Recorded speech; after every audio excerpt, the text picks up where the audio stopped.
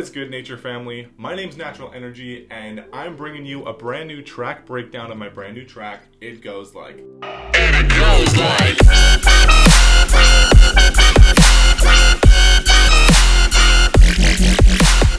It's wonky, it's weird, it's also kind of heavy, and it makes your brain go whoa. So you know what I'm saying. Thanks for stopping by. I'm going to give you all the tips and tricks I use to make this track, including how I do my sound design, the thought process behind the track, what I want people to feel and how I go about accomplishing that, and a little bit about my mixing and mastering. So we're going to start from the beginning of the track and go right through. Stick around, you're not going to want to miss this. So the idea behind this track sort of stemmed from the fact that I want to establish a new sound with this new brand. I used to do Play Rough. I'm still kind of doing that on the side. But my main focus now is going to be Natural Energy. I'm diving into more wonky, wubby, and overall more melodic, and the intention is more beautiful tracks. I think there's a lot more range of expression here in this genre of music, and that's kind of where I want to go. So the challenge with this track was to develop something that was appropriate for the party atmosphere, like Shambhala Music Festival, super crazy for that. But also I want to establish the idea behind my brand. So that was kind of the thought behind generating this new track. And I've been listening to a lot of Dirt Monkey, Grizz, Boogie T, Jansen, that kind of stuff. So I had an idea for where I wanted the sound to go. So that was the initial thought process behind this. Let's jump right in here in the intro. We got some ambient down-tempo intro. And the reason I started off this way is because I think it's important to bridge the gap between the crazy outside world we actually live in and the world of music. I want to bring you slowly into this world that I'm creating. And to slap you right in the face with something kind of takes you a minute to adjust. So a nice, slow, guided intro helps to let the brain process what's going on and really get you in that mood. So we've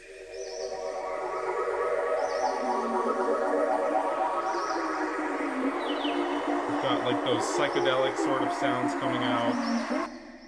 Delay, grain delay on this sample that I have here. We can unfreeze this. This sample here.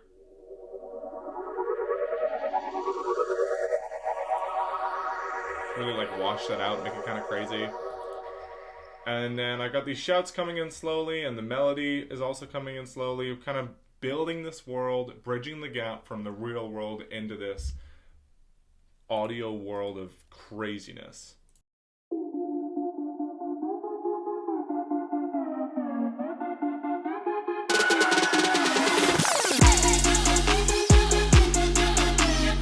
So when I was coming up with the melody, I wanted something that's like party, fun, not too difficult to remember, something that's catchy, it's going to stick in your head later on. And I decided to use a combination of Vital and Serum because I do think that using multiple synthesizers in the same melody allows you to create more of something that sounds like a real-ish, more organic type sound rather than just one synth alone. What we've got here in Vital is obviously 3 oscillators. I love using Vital because it's got 3 instead of 2 oscillators.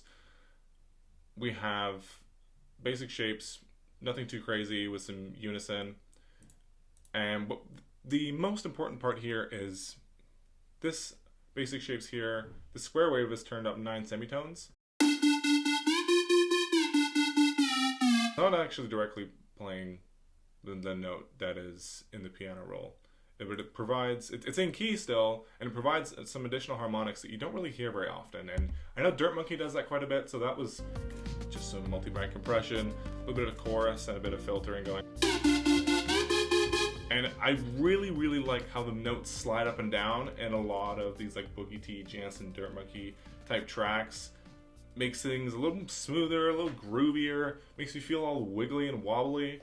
And that's just from the glide here. I'm probably going to be using that quite a lot in my future productions. Just slide this glide up, always glide and legato, and you got yourself a good old time. We got the drums here. These are pretty simple drums. I think it's vitally important that you find good drum samples and you don't find samples that don't quite fit and you still need to process them to make them fit in the mix and make them sound like they should be there. Don't do that. Just find drum samples that work the first time. Even if you gotta search for a little bit, it's totally worth it. We have some claps here. We got some smaller claps supporting the main claps on the downbeat. I think that's what it's called. My music theory is not the best. So it's totally fine to have the same instrument at different volumes. You know, you're creating this world, you're in charge of it. If you're trying to tell a story, you can do that however you want. Once you know the rules of music, you can break them however you want.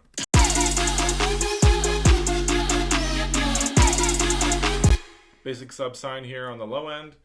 I highly recommend using this if you don't already for your sub either in the drop or a breakdown.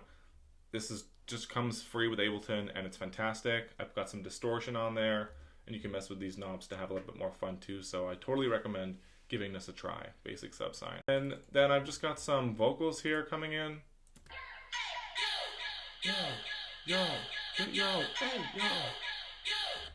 I love adding vocals to a track because it gives it a bit more of a personal energy, and it's just, this totally creates like that party vibe, like, oh yeah, this is gonna be awesome, let's freaking do this, we're all in this together. So these are also just vocals that I found on Splice. We got some reverb on there and some delay to make them space out a little bit. Got this laser shot in the middle of this section.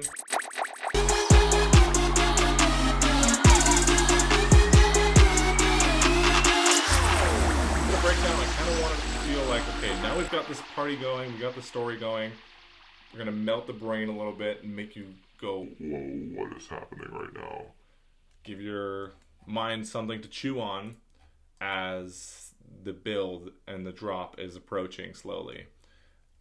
So I did that using, you know, I got a big sub drop here. This is my favorite part that I made. Auto pan and EQ and delay, and a frequency shifter going down over time.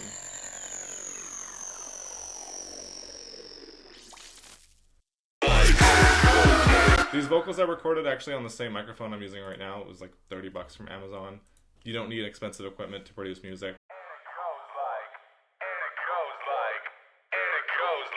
And I just use a bit of compression, reduce ambience, because it's not the best quality mic. It does pick up quite a bit of reverb, and I don't have the best setup in here, so got that on there, some OTT, saturation, a couple EQs, and a little alter boy at the end for what gives it that crunchy and formant sound.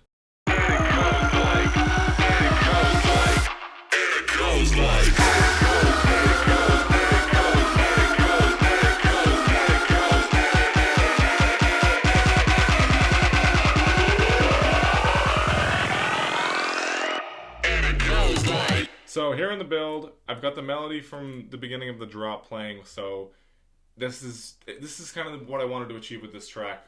I remember being at Lost Lands, and it was Boogie T back-to-back, Jansen back-to-back, Dirt Monkey, and it was ridiculous.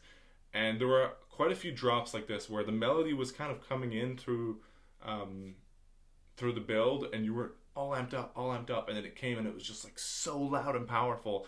And I wanted to recreate that kind of energy, that feeling of just being shook with this insane drop, but teasing that melody so you kind of have an idea what's coming, but you're not exactly sure. So that's kind of just what's going on here. Kept the drums pretty simple because I wanted to keep the focus on the building of that melody. We got a bunch of sweeps and other effects in here. I do like to make my own risers using Serum. I think it gives you a bit more control, so you can kind of tailor the experience a little bit more to exactly what you're thinking.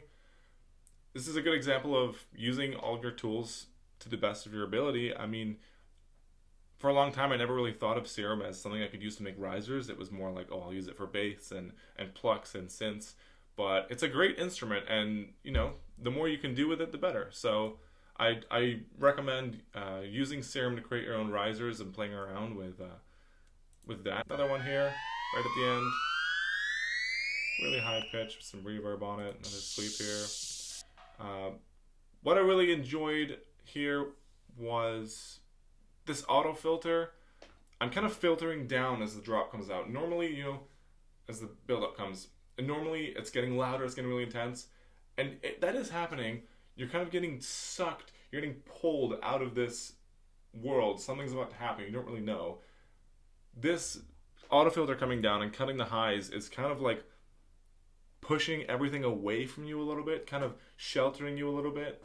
And so it gives the drop just that much more punch when it comes in. So, you know, there's not a huge difference whether we're at it, but it's these little details that I think make a huge difference in the end. So let's move over to the drop then.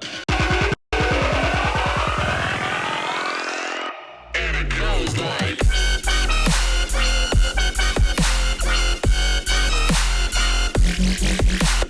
So going into the drop, I have this little sub fill to kind of suck you back in. Everything's been pulled away from you, and then you're right back in it. Got this little drum fill, which is really nice. And once again, just 3 layers of my vocal. So the magic obviously is in this lead here, which this was the biggest challenge, was kind of putting this lead together. I'm not super versed in this style of music, so this is a lot of fun. I think I started off with maybe it was this. If we open this up in Serum here. Basic shapes, I think this is just obviously that one. Sync all the way up, and then you're FMing. You can probably use any whatchamacallit, wavetable for this. FMing quite high, and then they're both actually playing. Using this filter here. I did find that the mid-range was really distorted, so that's why there's so many layers here, because I was trying to fill out the frequency spectrum without having a huge amount of distortion in the middle. Again, I'm not super versed in this sound design, so this was my approach this time, but after doing this, now I have a bunch of presets I can use to do a little bit of a cleaner version. So basic MIDI, again, the sync is all the way up, we're FMing that, and it's opening up on the trigger. Every time the note's pressed, that's opening up, so it's like wah, wah, wah, wah, wah. A little bit of distortion. Compressor's not even on that one. VRFAT 4.0, pretty standard on a lot of basses these days. If you don't have that, you can just Google literally VRFAT 4.0. It's just a fat rack, and it's free. You can find it online. A basic sub sign. This is my sub for the drop. Just a little boost of the harmonics there. Saturation. Turn all the elements down here, simply because if you start turning these up, the main note at the bottom is not as strong, I found. So yeah, just recommend throwing this on there. You don't have to change anything. You got a fantastic sub right away. That's my recommendation. We got these little like vocal chants in the back. Adds a little bit more of the party atmosphere, more fun. And we can move up to the drums here. Again, I think it's super important to just nail it with the choice of drums. You don't have to over-process them. Just find a good sample that fits, even if it takes an extra few minutes. Being able to find good samples is good in general, but especially for drums.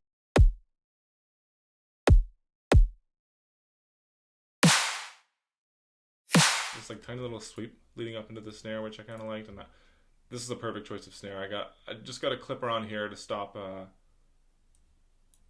it getting a little bit too loud. I think that snare is perfectly fine, doesn't need a whole lot of processing. Maybe a boost in the high ends there. And we got these crashes on the left, just to fill that high end a little bit. Same as the chants. Provides that extra sense of rhythm. It's really important that when you make a track like this, you can kind of keep the rhythm going in between the drums using perks and things like that.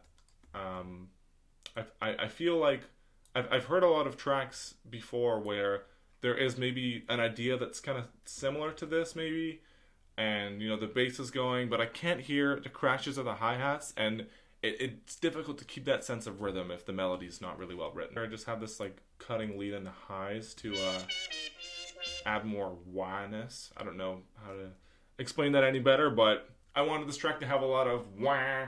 So there's lots of different layers all doing different things in the frequency spectrum. This is just a splice preset, Steve Aoki's Serum lead with, I can't see, a little bit of OTT on there, yeah. This noise here is a preset from Vital, but I actually changed a few wavetables and moved things up and down a little bit. adjusted the frequency of the Combs filter a bit, and threw some post-processing on there to make it juicy. And I mean, that just makes your brain melt, so pretty freaking awesome.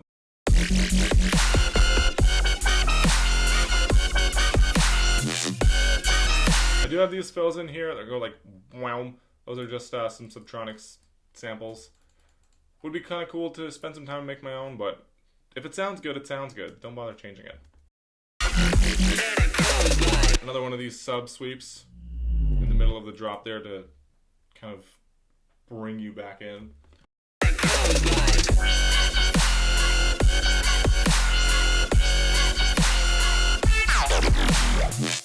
This guy right here is one of my original sound design that I made in Vital here. With the 3 oscillators playing, I think most of the work is actually being done by this guy in the low end.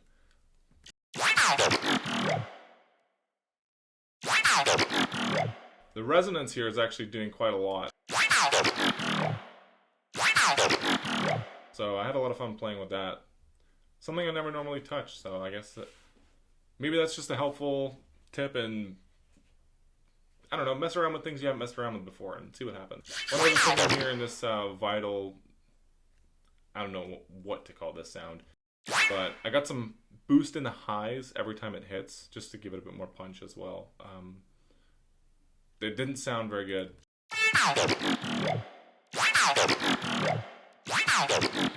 Saturator, OTT, and overdrive, a little bit of disperser, and you're good to go.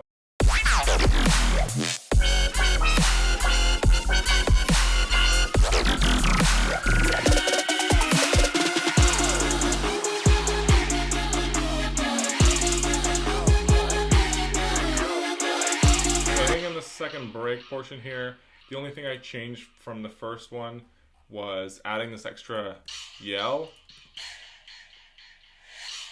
to give it a bit more energy, a bit more oomph. Apart from that, I think it's very similar, if not the same. But I really enjoyed the melody, and I thought it was a pretty solid section, so we just kind of kept it how it was. Got this backspin here, kind of like sucking you out of that melody, and now you're back into the brain mush section. Something I really had a lot of fun making was this. It's just a vocal I found on Splice that I pitched down a few semitones, threw a disperser on there, and we got a delay. The time is going up and down in the delay, and that's what's making that whoa, whoa, whoa, whoa, kind of sound. Making it kind of trippy, which, you know, I don't hear that a lot in other music, so I thought to just try something unique, and to me, it sounds pretty cool. And it goes like.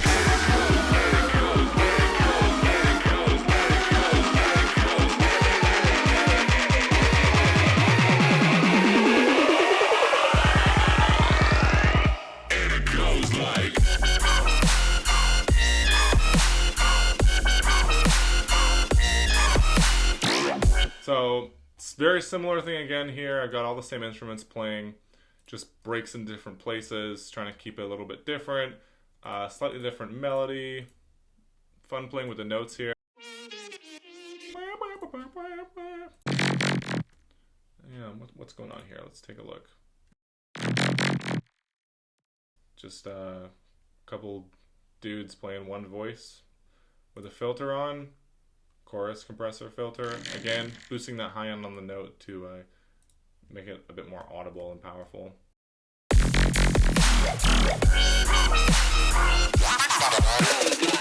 Up to this point, everything's pretty much the same. And then on this 8-bar, like right in the middle of the drop, I kind of take everything away from you so that you're really ready for it half a bar later.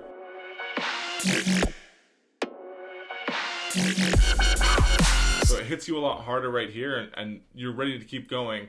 And this is where I kind of wanted to do something a little bit different.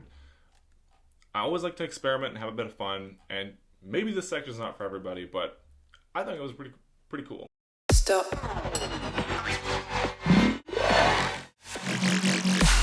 In the context, it sounds like that.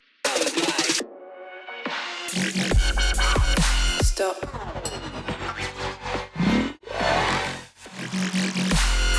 Now, if I was at a festival and I was deep in the mushies and I heard that, I would be having a braingasm. So, just a couple of samples doing different things.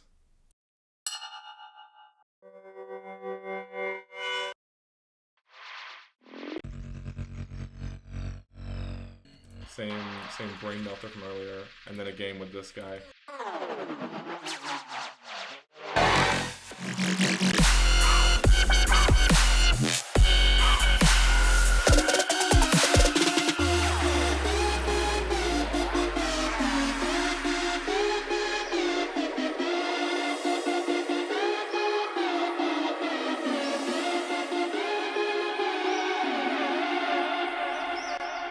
Kind of simplified the original melody so it's not as abrasive when it fades out. And a couple crashes, keep that weird effect going. And those insects and bugs are chirping away, and that's pretty much the track. So I had a really good time making this. I think I finished it in like 4 days, mostly, and then it was just a bit of mix down work. But I think when I'm inspired, I tend to finish tracks a lot more quickly, and they usually turn out better. In terms of mixing, I think it's vitally important that you don't put too many things in that don't need to be there. Something I did very often when I was still learning how to produce. I mean, I'm still learning how to produce, absolutely. But something I used to be guilty of a bit more was throwing too many elements in the mix, and I didn't exactly have a clear idea of what I was trying to accomplish. So I was just adding things that I thought might sound good. If you can come up with a solid idea, something that you know you want to achieve with your track, then you can decide, does this element need to be here or not? That's kind of how I approach it. So I really think it's important to draw out the big idea to make things clear for you in your mind before you just start, throwing things at a wall and hoping they stick. It would be better if you, for example, wrote down on a page or drew out a scene. Yeah, here's a good example. Let's say you were to draw out a scene on a piece of paper the size of your hand, and then you have to go and draw it on the big wall. Well, you already know what it looks like, so now when you apply all the effects and all the little details, you know what's supposed to go where and how you're going to get there. But if you don't have a reference point or a clear idea of what you're trying to do, then you might just throw things that might not belong there. Like the painting on your hand that you drew to give you an idea of what you're about to accomplish. Maybe it's a house on a hill and it's really simple, but you're trying to paint a house without a reference. You don't know exactly what you're trying to do, and you start throwing colors where they shouldn't go. Hopefully that kind of made sense, but my recent approach to music has been a lot clearer and focused, so that's my approach to mixing, I suppose. Also that and EQing, everything should have its own place in the frequency spectrum, so if two things are overlapping, ask yourself, do they both need to be there? And if they do, then you just need to do a bit of EQing up and down in the sections that are most important for those instruments. In terms of mastering, I actually just throw everything into the Ableton Clipper and call it a day. This thing is incredibly powerful, and I think Ableton is the best software we have. All these VSTs are really cool, but the production software that you're finishing your music in probably has the best clipper for your music. That's not to say that everything should be pushed super hard into the limiter, into the clipper. If you're making down tempo or tech house or ambient music, lo-fi, you probably don't need to do that, and your stuff probably doesn't need to be mastered super loud anyway. But for dubstep, heavy dubstep, rhythm, melodic dubstep, all that kind of stuff, you probably want your stuff to be as loud as possible, or if not, at a very good volume. So just throwing stuff right into the clipper here.